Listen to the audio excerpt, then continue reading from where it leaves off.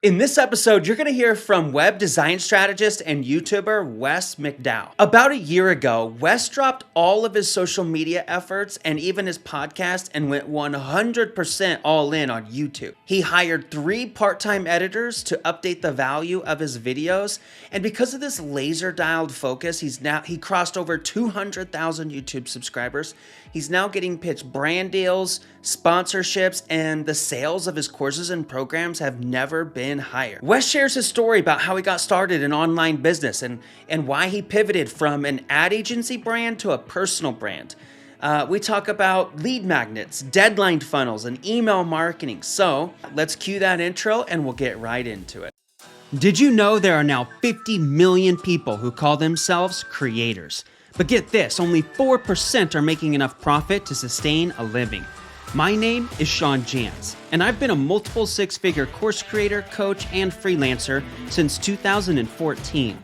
With this podcast, it's my goal to give back to everyone coming up behind me and those who are hustling every day to serve their audience.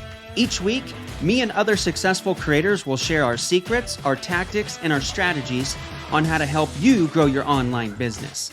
We'll discuss marketing, branding, sales, social media, self-development, and personal finance. My promise to you is each episode will be no fluff and no bullshit. I will keep it entertaining, funny, relatable, and packed of value. I'm excited you've chosen me as your teacher, and I won't let you down. School is in session. Hey creators, Sean Jantz here, and I am with one of my favorite YouTubers. I'm so excited to bring him today, Wes McDowell. Wes, welcome to Creator School. Thank you so much for coming on. Yeah, thanks for having me, Sean. This is great. Hey, so what I want to do is I want you to take us back to the beginning of, we all start as what I like to call dreampreneurs, right? Every single one of us, we start as a dreampreneur.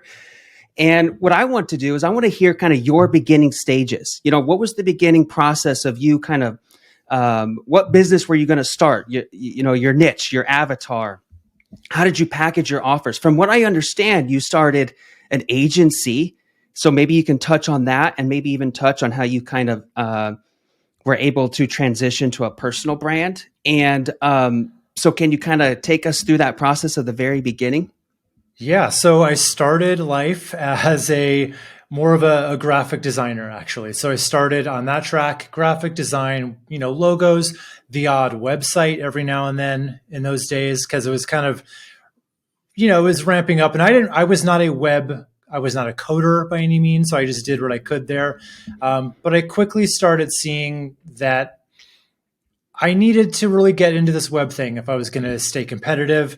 Logos will only get you so far in the design world. So I started from graphic design, ramping up to web design. And when we're talking web design, what I really mean is just like kind of making websites pretty, right? Just talking to local business owners and saying like, what colors do you like? What do you want this thing to look like? What pages do you think you need? And then I would just do that. So the problem with that was I started realizing pretty quickly that those kinds of websites were not moving the needle for my clients, right? So I'm taking money from them and I'm giving them basically just like an overblown brochure. It's not doing anything for them. So I started to really internalize that. And I'm like, okay, what can I do to not only deliver a better product altruistically for them, but how can I deliver a better product that I can charge more to deliver, right? So I started really getting into the nuts and bolts of, sales psychology, usability, all that stuff that would make a website actually more of an asset and an investment for someone rather than just an expense. So started doing that, started charging more money because I started seeing better results from that I could bring in case studies for and all that. And what year was this, if you don't, so we can kind of get in a little more context? So like when I started my business in general, like it was probably about 2010, Okay. So it's been, okay. It's been a while. I didn't realize I didn't realize it was that long.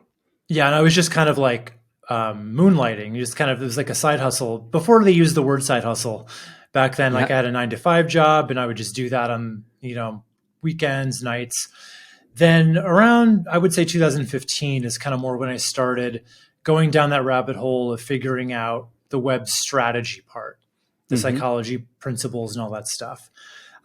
So what was going on then, I'm working with clients, I'm doing their websites, doing these long discovery processes with them and all that good stuff. But I also started really thinking, okay, how can I have people proactively come to me with like, okay, so let me just kind of backtrack a little bit. So when I'd be on the phone call, I'd be on phone calls with these prospective clients, and it'd be a lot of like them, their arms folded, like, so why should I hire you? Basically, it was kind of the vibe I was getting, and I'd have to like basically perform for them and tell them like, oh, well, I can get you this and this.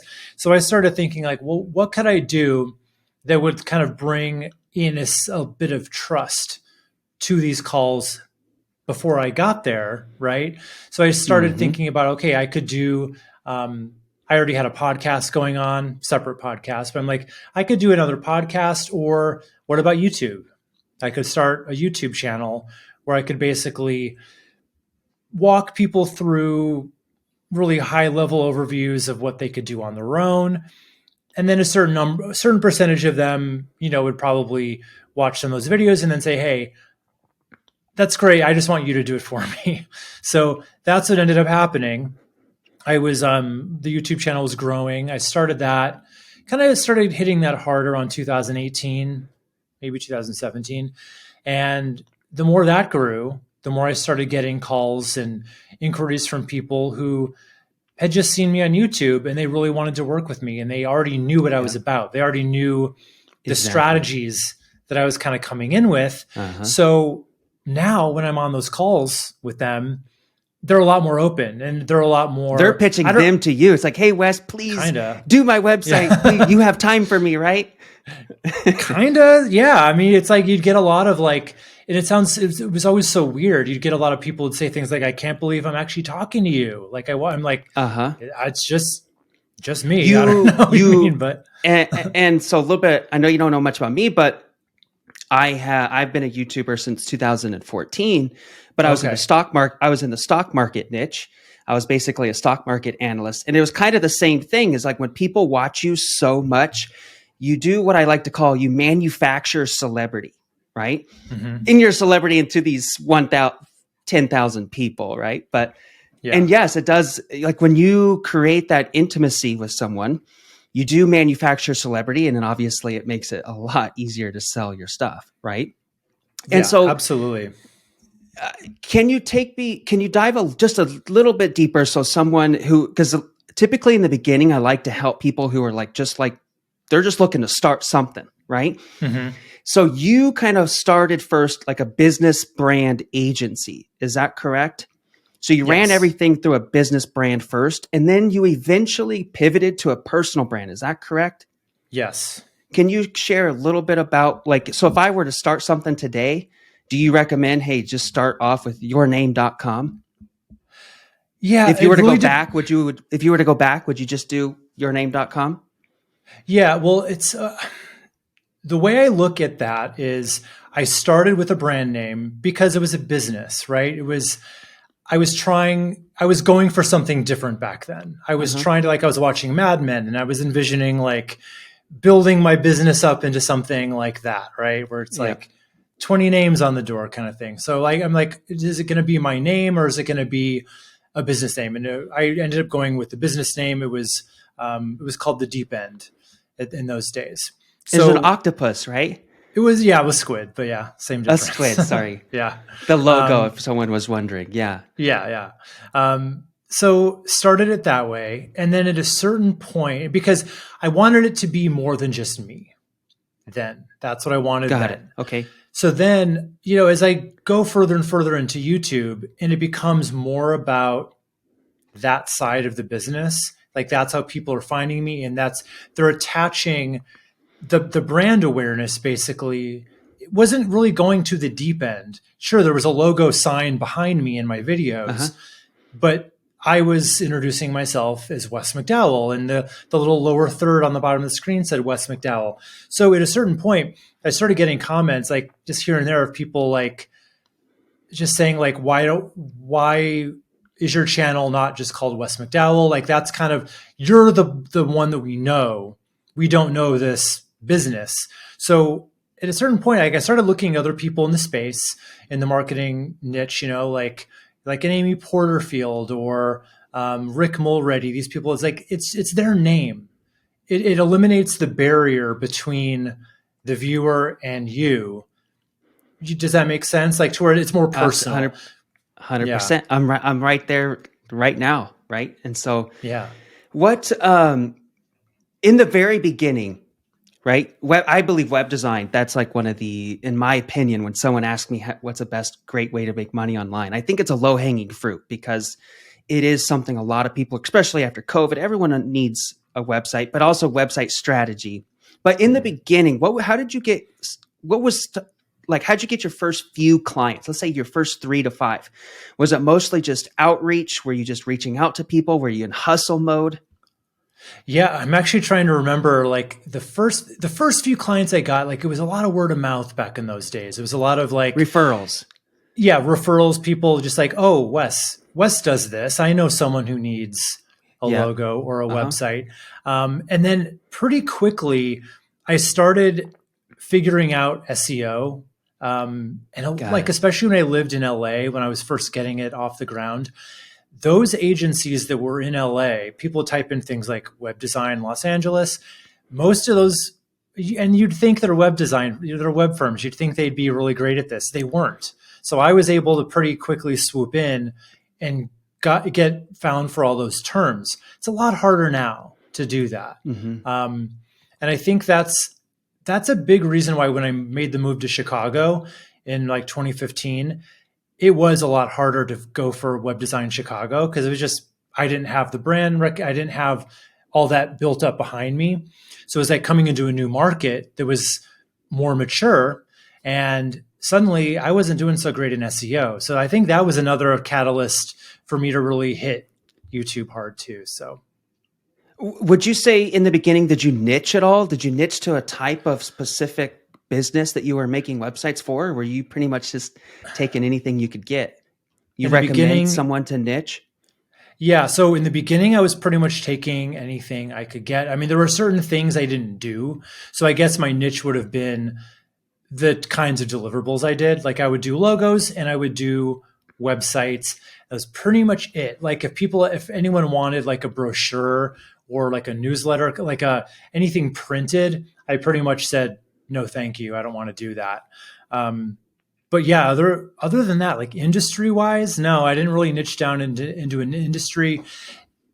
I don't do web as a service, like web design, web strategy as a service anymore. But last I did a couple of years ago, my niche was service businesses, which is still pretty large, but I wouldn't touch e-commerce.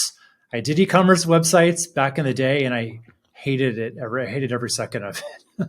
So I'm a course creator. Would you do stuff for like course creators or? Yeah, I did one, and I'm a course creator as well. Right. I did one of those toward the end, but with course creator websites, I always recommend like having your sales page and like the stuff before they're in the course. Have that on your own website, but everything like in the course, just use like Kajabi or Teachable or something like that. It's so much more seamless than trying to design that yourself.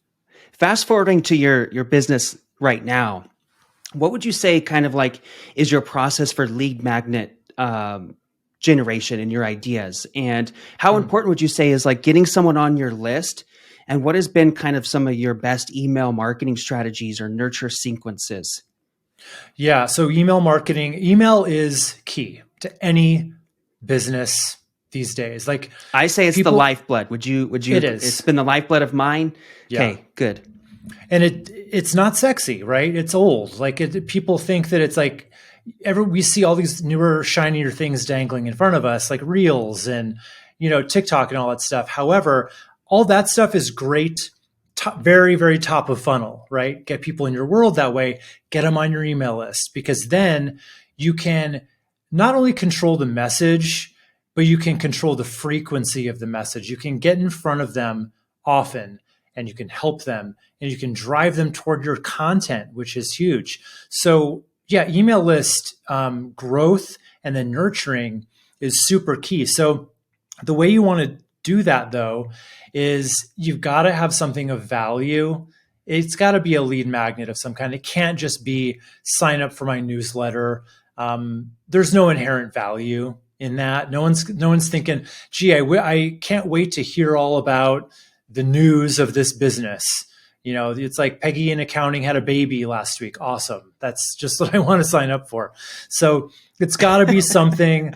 And I know that's not what like most of these newsletters actually are, but I think it's what people kind of think about when they hear the word newsletter. Yeah, especially service providers, right? Right. Yeah. Us creators, we kind of understand what a newsletter is, but a service provider, I'm sure it's like pulling your hair out, trying to get them to understand what do they need to email people. And I'm sure it's harder for a service provider business too. I'm sure we don't need to go down that road, but I can imagine the struggles you have talking to service providers about their email list.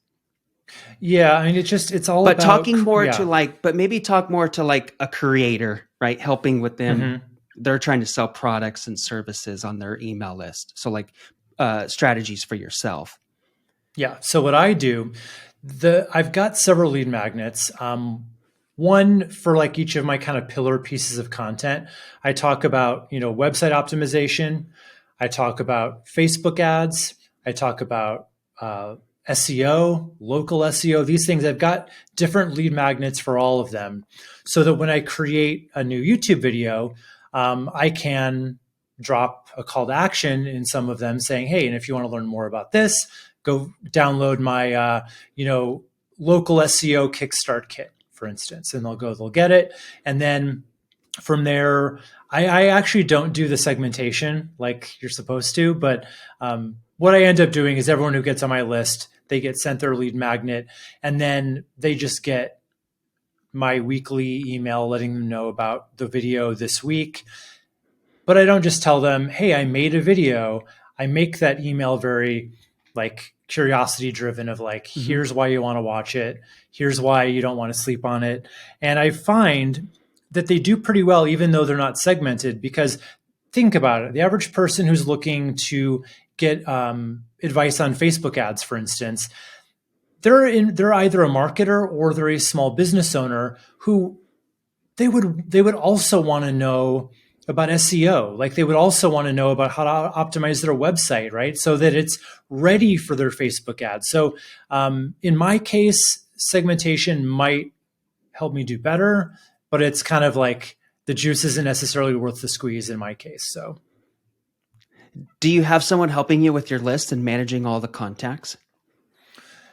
I mean, I use Drip. So in terms of managing the contacts, I do have an integrator, like or a COO who basically will handle certain things like kind of trimming the list every now and then, but we don't do that very often. We do that maybe twice a year, but it's minimal effort. One thing I really like when you look at your website, I really like how you bucket people into your starter kits, right? And that's kind of something I teach people. It's like, hey, you want help with this? Download this. You want, right? Yeah. And so how often are you kind of update? Because I've noticed, I've been following you for a couple of years. Your lead magnets haven't changed very much. But one lead magnet I've seen that you have done really well with is your on-demand workshop. Would you say your that on-demand workshop is like your number one lead magnet, and would you use that where people get the most value from you? It is, because not only is that my like most popular lead magnet, it's actually the webinar that leads people into my paid course. So got it. Yeah, that's what that's about. Yes, they'll get some value if they watch it, but it's it's a very high level overview, and then it leads them into the email campaign for buying the actual course. So yeah, it works out pretty well that way. And maybe touch on this strategy. So from what I just gathered, when I hit your website, I actually can't buy the course, correct? Correct. I have to first do the on-demand workshop, and then I learn about your course later in the emails. Mm-hmm. Have you tested that strategy out before? Have you ever marketed your course? Not necessarily to cold, but or have you found, hey, it really, really converts a lot better when I actually get them in here first, and then then they actually get to see the course. Because there's really no way for me to give you money when I hit your website, right? And which would some people would say, don't do that. But I totally understand you can do that if you have the back end nurture sequence. So have you tried both, or have you always kind of had your products on the back end, if you know what I mean? Yeah, I think I'm trying to remember back. I do think when I first started it, I did run that A/B test to see if people would just buy it on the website. And not only did I find that it didn't work as well, I mean, there's so many studies behind this. It's the whole reason why people sell courses with a webinar, right? There's a few things at play here. The first one being urgency and scarcity. Once you watch my webinar, you have 1 week to buy it. People need that kind of push, or they will put it off forever. If it's always available on my website, I would probably sell about a tenth of what I sell, because people will always say, I'll do it next week, or I'll do it next week. And then at a certain point, they've lost interest and they've moved on to something else. So that's the reason that works so well and not only that, but the webinar itself, I think, does a really good job of selling the program. Like it gets you excited about what's possible when you make the right changes on your website. I show examples, I show case studies, and then that leads into where I talk about all the bonuses and all that good stuff, which would be lost if there was just a sales page, because we know how people read web pages. They skim them, right? So a lot of that stuff would just kind of get lost in the shuffle if I wasn't going through slide by slide, telling them exactly what they get and exactly what they're going to accomplish with the program. So yeah, there's really two main reasons then why I do it that way. But there are 3 chances a year where I open it up, open enrollment. And then I just email my whole list. Yeah. So you touched on there's a urgency, a scarcity that you put on a week, right? Mm-hmm. So what happens on day 8, if you don't mind me? Meaning, so like, okay, so now they're out of the nurture sequence. Mm-hmm. What are you kind of doing with these leads? Yeah. So first of all, I think there's 2 questions there. The first one is they're no longer able to buy because of deadline funnel. I have that set up, deadline funnel. Okay. Right? Like I do. Absolutely. Yeah. So that's set up. So they can't do it. And then they're not out of my world. I haven't kicked them off my email list at that point. They're still getting the weekly emails. Right. I'm just saying now. Okay. Yeah. Then they get the email next time we have an open enrollment. We do it every January, May, and September. So the next time that rolls around, now they get another opportunity. And we pick quite a few up that way, because maybe they weren't ready that first time. They didn't know me well enough yet. But then by then, they've been getting my other emails and they're much more primed at that point. Got it. Could you share a little bit about this course and, what's the name of it and kind of how did you develop it and why? And I do want to touch on, because I think this is important. I do believe everyone should start as a service-based provider, but then eventually you become bottlenecked, right? And so it's like, okay, I need to create one to many products. Mm-hmm. So what was that process of being a service provider and now then transitioning to a course? And I also want to ask, is this course more of a, you do it yourself, I'll teach you and you do it yourself, or is there any type of coaching involved that you add? Yeah. So I'll try to get to all. So yes, yeah. I was doing web strategy, web design as a service. And you're right. I just done for you. Was it done for you? That was done for you. But there was still a lot they had to do, because they just show up to these discovery calls and give me all the information I needed to really create the copy and everything that would actually sell your services. So what I started figuring out as I'm doing this, hey, a lot of service businesses that I'm talking to, the websites all still kind of follow the same beats, right? They still say the hero section still lays out the result you get. And then the benefits and all these things can be applied to just about any service business you could think of. So I started thinking, how can I productize this and just make it into a course that is DIY? It's basically it's a video training course, step by step, where we start, and it's called the Profitable Website Launchpad, where I teach people how to start with just answering a series of questions about their business. That's module 1. We just get the raw messaging. We're not creating copy yet. We're just writing everything down, like the results you deliver, the benefits, da, da, da, da. Then in module 2, we turn that raw messaging into the completed copy using frameworks and formulas that are really worked out for service businesses. Then in module 3, we talk all about the lead magnet and how to get one of those going, because 96% of people coming to your website today are not ready to buy today. And nothing you can say on your website will convince them to buy today. So that's why your lead magnet's important. And we put a big premium on it inside of the course. So you have that, show you how to add it to your website. Then in the end, module 4, that's where we use Elementor and WordPress to like actually make your website. All the copy's written. Now it's time to give it shape and give it life. And I walk you through how to do it step by step. So one thing that I want to touch on, you consider yourself a website strategist instead of a website designer. And I would say most people like, okay, what's the difference? Aren't they one and the same? And actually, no, right? There's a huge difference between a strategist and a designer. Could you share a little bit more? If someone is looking to build an online website, why is it so important? What's the difference between working with a strategist rather than a designer? Well, I mean, the whole thing is what's going to sell a business, what's going to sell your service or your product. If you're that kind of business, it's not just the design of your website. It's the words you use. It's the copy. It's laying everything out in an order that makes sense to people and makes like a really airtight case for why this service to begin with, and then why are you the one to deliver it? So a lot of people, they get really caught up in the design of it all, right? And I dealt with this so often with my own clients, is especially with these micro businesses, I call them, like just like a one person business or like a husband-wife team that owns a business. They put so much money into the website that they feel like they have to love it, right? They treat it like it's to be framed and put above their mantle in their living room. And it's not. It's not an art project. It's a sales tool. So when you remove web design from it, and by the way, it still has to look nice. I'm not saying it doesn't have to look nice, but that's just one thing it has to do. The strategy is the part that people have a much harder time with. And it's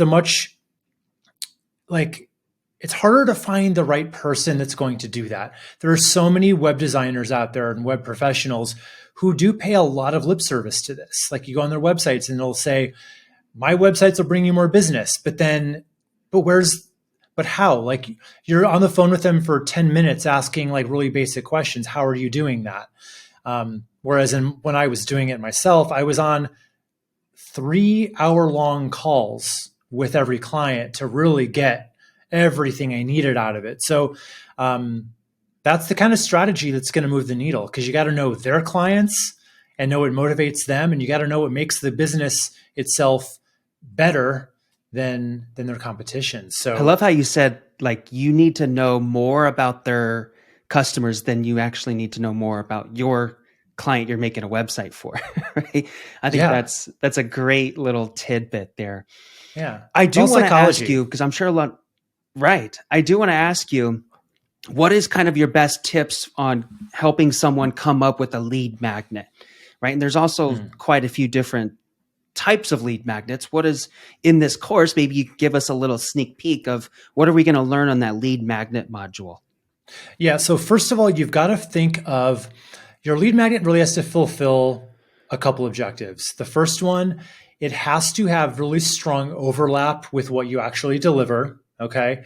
It can't just be tangentially related to what you do. Like for instance, if I do web design for people, my lead magnet can't really be about Facebook ads, right? It would have to be very much in line to where anyone who downloads this would probably be a perfect customer for me. So there has to be overlap. The second thing, it has to deliver a result. And this is where most people go wrong. They like to come up with some kind of a lead magnet with a title like 5 things to know when doing this, or, no one this is my favorite way of thinking about it. Think transformation, not information. Nobody wants to just fill their head with more knowledge today. Mm-hmm. They want to get somewhere. They want to get a result. So always make sure that whatever you're going to do, whatever lead magnet you're thinking of, baby steps them toward a result. Even if it's a really small win, sometimes it's just like, it's getting them to like a place where now they're ready to work with you, for instance. Think about it that way. And really, and the title is super important too. There is a way to just retitle a lead, like a kind of otherwise boring lead magnet, and make it sound really juicy. And that's going to do way better than just the 5 things to know kind of title. What about, this is something I even struggle with sometimes, is like, what should, as far as the type, should it be, right? Should it be a downloadable? Should it be like a 5-day email sequence? Should I do a video? Is it all about just maybe what my audience is going to prefer? Or how do you help someone with what type of lead magnet should I create? Right. Yes, to that. It has to be in the, first of all, it has to be in the preferred format of your customers, right? It has to be something they'll do. And it also has to be the right format for the material. Things like a checklist can be really powerful if what you're promising is like, if it's just a step-by-step thing of like things to do, don't call it the 5 things you need to know, call it the 5 action steps to accomplishing this, right? So there's a few different lead magnet types that I think are working great right now. One is a quiz, if it's the right type of business. People love quizzes. It's not for every business though. And a quiz, okay. Yeah, so it's basically, you would work with a third-party software. Like I use Try Interact for mine. And you ask a series of questions, people will fill it out. And the idea is you're putting them into buckets where at the end of that, you could send them a customized lead magnet for their situation, or you could just send them an email that gives them like, okay, here's my best advice for you because here's where you're at, kind of thing. That works really well. The other thing that works really well is what I call a starter kit or a kickstart kit. Yeah. Something about the word kit just sounds more like tangible, and it's more interesting for people than, even if it's still a downloadable thing, but it just has, again, wording is key. It has to sound really kind of powerful. And I think it does that. And what a kickstart kit would be is generally like 3 separate items within it.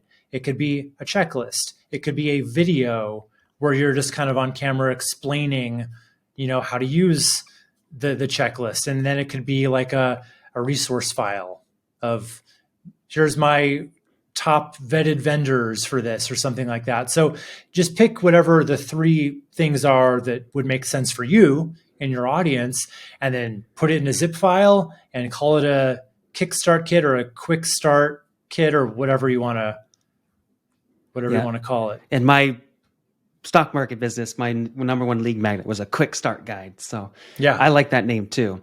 Yeah. When I look at your website and your offers, I notice that you don't have any, what someone would call low ticket, right? Have you ever, what's your thoughts on that? Have you ever experimented with low ticket products? I'm actually in the process of kind of strategizing a few low ticket courses that would be kind of fulfilling my other content types. Maybe something about Facebook ads, definitely I think my first one's going to be about local SEO, like getting found in Google Business Profile and that kind of thing. But yeah, that's definitely on the radar, like some kind of a more starter level course that would be like under $100 for sure. Yeah. Have you ever experimented with lower ticket products before? No, I mean, I just went all in on the course and just really tried to make that as good as possible. But now that's at a point where it's selling really well. And I don't have to make too many updates to it at this point because the principles just don't change. Right. So I think it's time now to start branching out with those other things. Except you may need to update it because then you got to teach people how to use ChatGPT. Yes. And I've already addressed that. That's already a bonus inside of the course now. So yeah. Got it. So maybe let's just touch quickly on that. I've played around with it and I grabbed it and just kind of asked like some space. I'm a space nerd. So I just asked some space questions and the answers were like really good. I was like, this is better than using Google, right? Just clear, concise questions like how far is the sun? Just boom, right? Right. But I've never really played around with it on like copywriting yet. But I've seen people use it for copywriting. It does obviously spit out some pretty good stuff. So what's your thoughts? Should someone use should they just, I guess my question is, should someone be using ChatGPT as like, just as a guide? Or are we all just going to be using ChatGPT almost for everything? Yeah, so there's a few ways to think about it. The way that and I'm new at it too. It's only been rolled out for a bit now, and I've only started playing around with it. But in my experience, what I think works really well, it works great for brainstorming. It helps you come up with like for the lead, back to the lead magnet topic. Give me 10 lead magnet titles for a checklist that helps people buy their first house, right? And it'll kind of, they may not all be winners, but maybe one's really good and maybe one's almost really good, and it gets you thinking about something that you weren't thinking about. So it's great to kind of get brainstorming with. It's also kind of a good finisher, right? So if you wrote your sales page or if you wrote your hero section for your website and you're not much of a writer, say, write this headline better. And then you write in your headline and it's amazing. And say, write 10 headlines based on this one in a friendly, casual tone. And it comes back with really great stuff. I saw your video do that. Yeah, you can. The way I recommend doing it for a website is like, you got to go bit by bit though. You can't just say, write me a homepage. It's not going to be good. It's going to be very basic. And do you see any cons to using it at all? Yeah, I mean, there's always going to be cons with that, right? At the end of the day, there's not a lot of nuance. It's not coming from a human point of view, even though sometimes it does seem like it is coming from a human point of view. And I think that's going to keep getting better and better. But the cons right now would be Google's basically coming out and saying not to use AI generated content. They're going to penalize it. However, Google says a lot of stuff that they're going to penalize that they don't end up penalizing. So who knows? Yeah. And Microsoft invested into it, right? So now they got Bing. Did you see how now they're using ChatGPT for Bing? Okay. So maybe if you use it, maybe Bing will show. Yeah, Bing will be relevant again. Exactly, right? Yeah. So let's move on to your YouTube's your number one platform now. And I've actually followed you. I believe when I followed you, you were probably right around 50,000 subscribers. So I've seen your growth. Okay.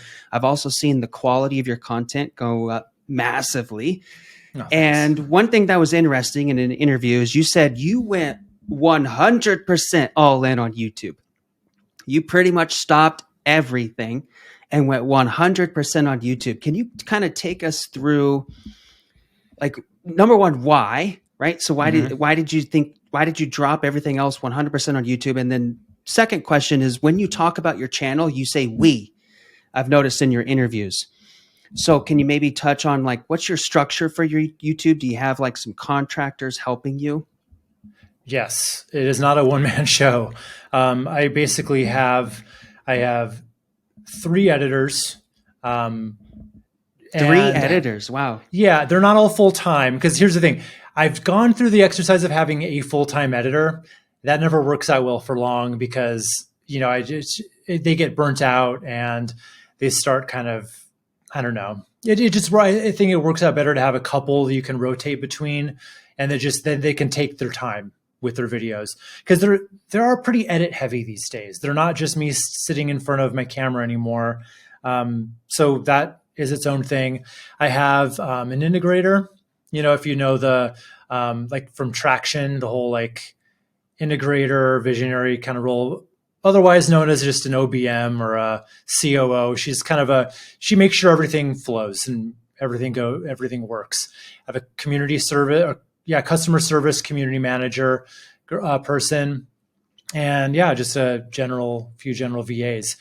So I have a lot of help, which I need.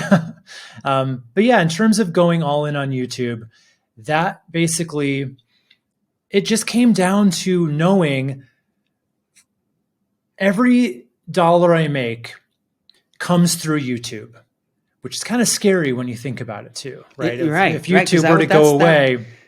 That's what I was going to say. That's what I'm going to bring that up. but keep going. Yeah. So don't trust me. I think about that all the time, but YouTube is definitely like where it's the top of funnel for my courses. It's how I make my affiliate sales. I'm an affiliate for Bluehost. So I do these full-on web design like web building tutorials. And they always start with, here's my discount for Bluehost.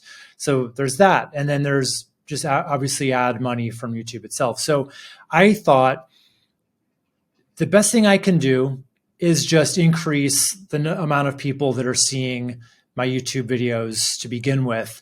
Then all ships rise with that. So, and when I say go all in on YouTube, I think what I really meant to say was I'm going all in there versus like I was reshuffling all of my other, like I had a podcast that just wasn't doing nearly as well as the channel.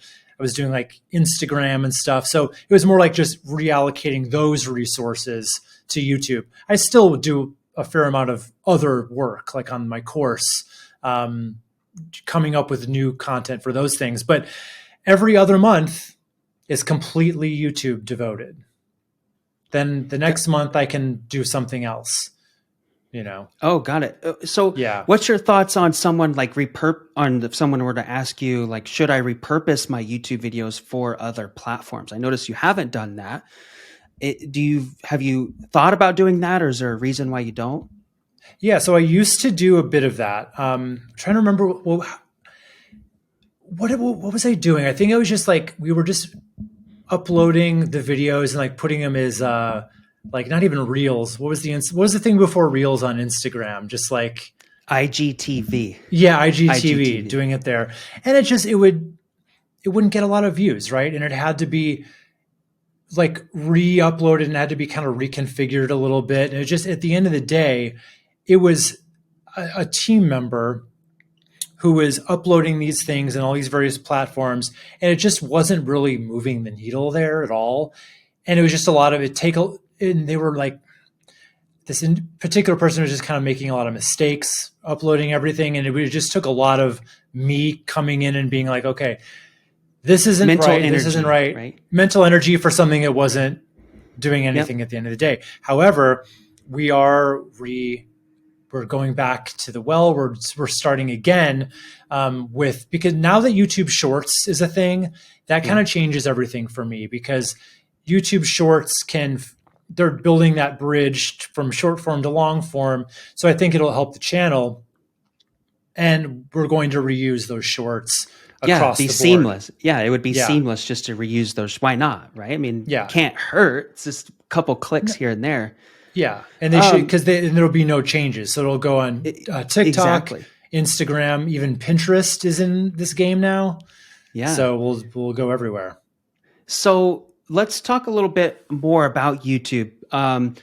What are some one thing?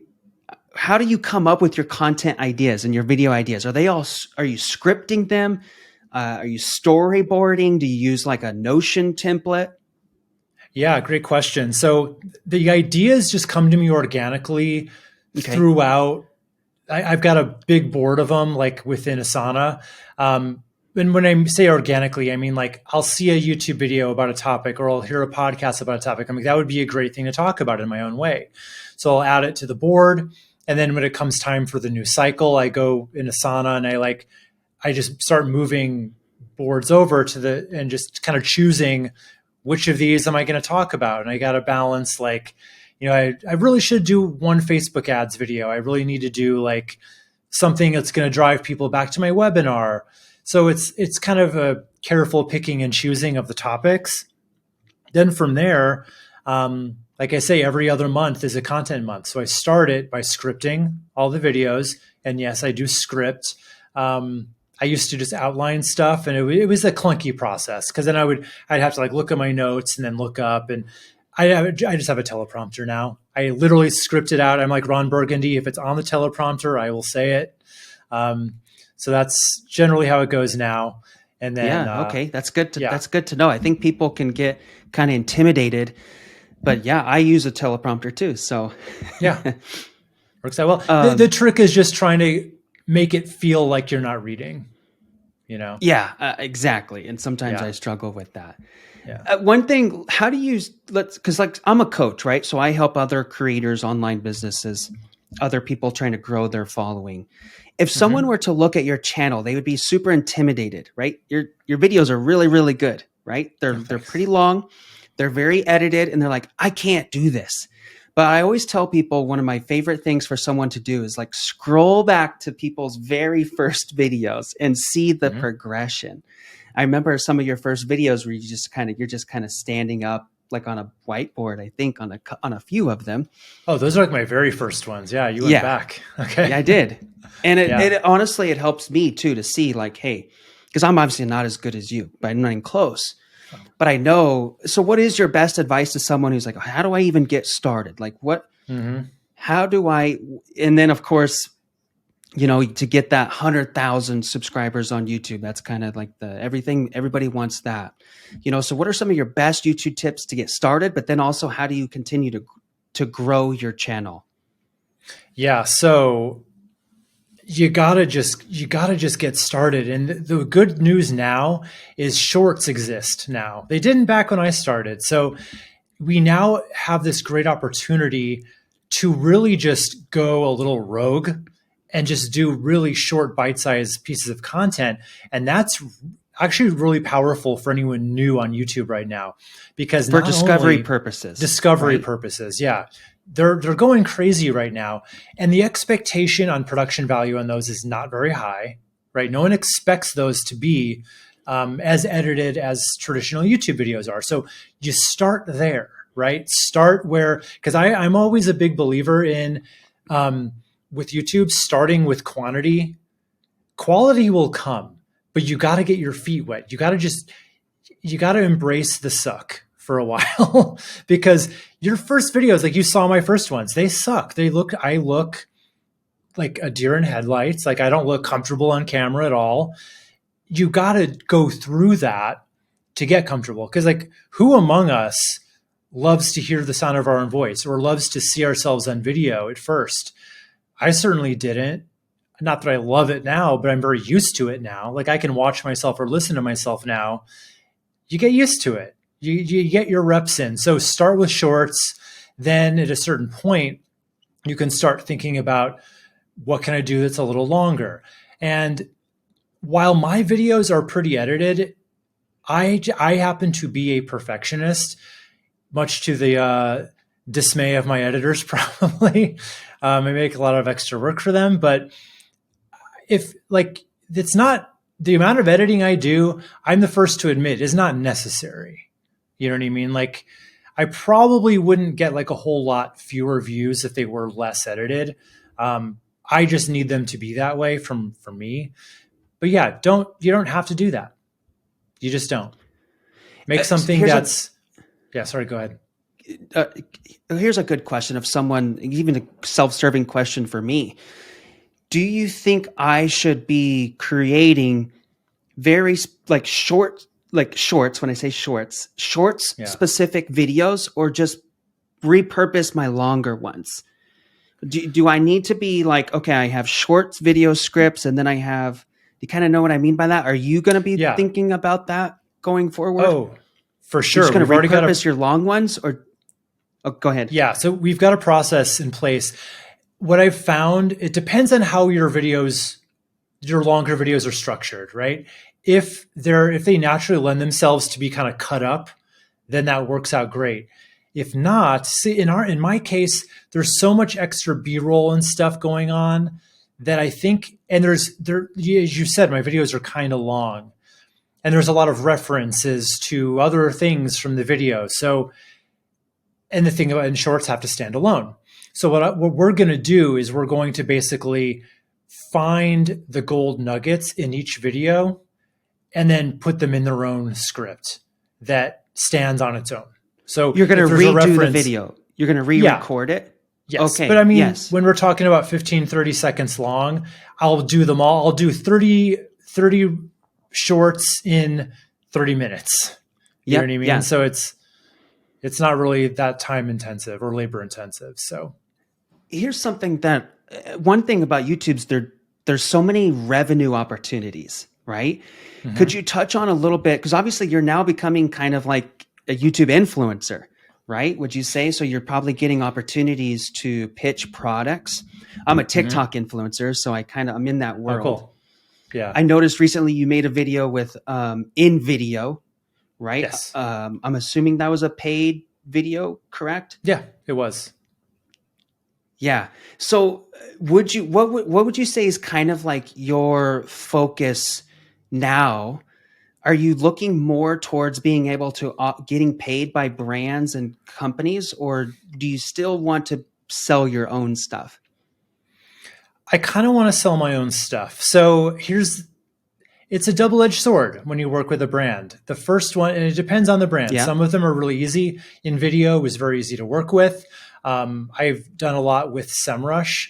They're also really fun and easy to work with. They're great people over there. I've done another one where it was a little like pulling teeth to kind of like, they say you get creative control and we're not gonna butt in on it, and then they do, and then you have to rewrite your script a bunch of times. And at the end of the day, been there. Yeah, right.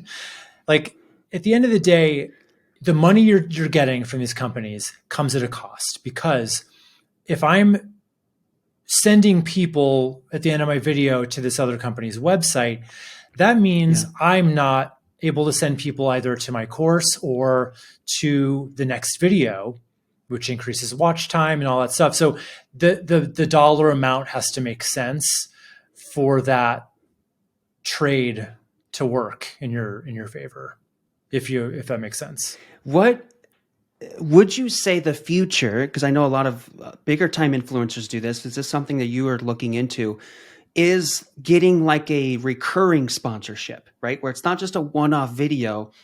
They pay you every month a set amount of money to basically product placement almost every video, right? Or to be listed in your description. Is there opportunities there? I was actually approached with an arrangement similar to that. I almost said yes. I almost did it. I pulled out at the very last minute because at the end of the day, I didn't love the idea of kind of having a sponsor at the end of the day. Like it just felt like I would always have to answer to somebody in a way. And I'm in a good position with my channel. I have a very high CPM based on my niche. So it's like I already feel like I'm winning there. So I don't feel like I need to do it that way, but I get why a lot of people would, because especially with entertainment channels, the CPMs are just so much lower for entertainment just have channels. Celsius kind of sit right here in all of my videos. Right? There you go. You know, you're saying that's probably likely not where you want to take it.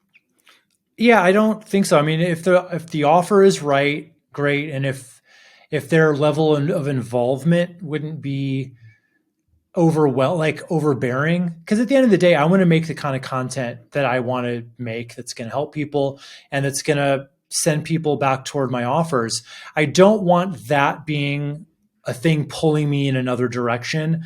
The money would have to be like really there to make that worth it, if that makes sense. Yeah, I get it. Yeah. Last question for you. We'll wrap up. What would you say, like, what's next for you? Where do you see yourself in the next 3 to 5 years? What are some of these what are some big goals, visions that you have for your business, your brand, your channel, right? Are there some trends, creator trends that you're really wanting to capitalize on? Such like I see, like when I look at your business, like this is my job, this is what I do. I could see so many revenue opportunities for you that there's so many things that you can do. I would consider you a very high identity professional creator. You can take your business very large as you want it. You got it. You got the X factor. Is there anything? Well, I want you to answer the question now that you've got all these ideas. No, we'll talk later, but, well, thank you for the compliment, by the way. But yeah, so basically I want to try to grow my influence out of YouTube as well, because as we said, it's a little dangerous to have all your eggs in any one platform's basket. Do I think YouTube's going anywhere? No, but who knows? We couldn't, like, you can never see what's coming. So I want to seize on this opportunity with short form content, because I do think it's going there in a big way. I would like to kind of see where I can go on the other channels as well. TikTok, TikTok mostly. It's kind of the big competitor. Would you say that would be your second focus is TikTok? Possibly. Or yeah, I mean, I'd have to see how that converts. I've heard it's not the best at conversion, but I think it would depend on a lot of factors. So yeah. And what I say is TikTok for me, it can be the top of funnel. But as far as converting, making money, like no, people typically, the diehards will follow me on Instagram or YouTube, right? So they basically will weave their way to Instagram and then to YouTube. And so TikTok can help you get a higher, more discovery. Is there, and I wanted to touch on like, could you see yourself transitioning at all to being like a business coach? Because right now you are still kind of, most of your content is serving, your clients, your service providers. Do you ever see yourself? Because obviously you've built you're a great creator, right? A lot of people would love to learn from you. How are you built this business? Do you ever see that opportunity going that direction? Do you mean coaching people on the YouTube side? Either that or just like, hey, here's how to start an online business. Let me help you with I'll help you, coach you with the marketing, your YouTube. I do that. I do that already. It's like hourly consulting. I'm actually trying to phase that out because again, it's the bottleneck kind of situation. And I do charge quite a bit of money for that. So it's not like it's not worth it, but at the end of the day, like you have to think about leveraging your time. And I always think like, would this hour have been better spent in a leveraged way where I'd be making a piece of content or something that would live on longer than just this hour? But I do enjoy my conversations with real business owners. So I don't know that I'll be phasing it out completely, but it's not where my head's at for the future. I would always rather do kind of these one-to-many type approaches rather than one-on-one. Got it. Yeah. Well, hey, Wes, I really appreciated this. You're awesome. I know you're gonna continue to explode. I hope everyone goes and watches your channel. You make such great videos. I've been learning a lot from you. Is there anything else you wanted to add? Anything? No, I mean, just thanks for having me. And check me out over on YouTube if you want to learn all that good stuff about web strategy and optimization. And so if someone wanted to create their own website, they can sign up to your on-demand workshop, correct? Yes. And that go ahead. Yeah, wesmcdowell.com/training to sign up for that. And then will you be having an open enrollment soon? The next one would be in May. But the thing is, there's only a few ways to know about that. Like I do have a few videos. That's the best way to be on my list. And you can, if you sign up for any of my lead magnets, you'd be on my list. Other than that, you just have to watch my YouTube videos. And when it's go time, I kind of mention it in a video. So how often do you post? So maybe someone could know. Do you have a set days of? Yeah, posts on YouTube. We're about to go back to every week. We were off that for a while. We were every other week, but now we're going back to every Tuesday schedule. Every Tuesday. Okay. Yes. Perfect. Thank you, Wes. I really appreciate you coming on. I'd love to Thank do you, this Sean. again. Maybe in a Absolutely. year or two. I'd love When to. you hit a million subscriber, we're definitely gonna. Yeah. I can't. We'll Thanks, see if that Wes. happens. But thanks, John.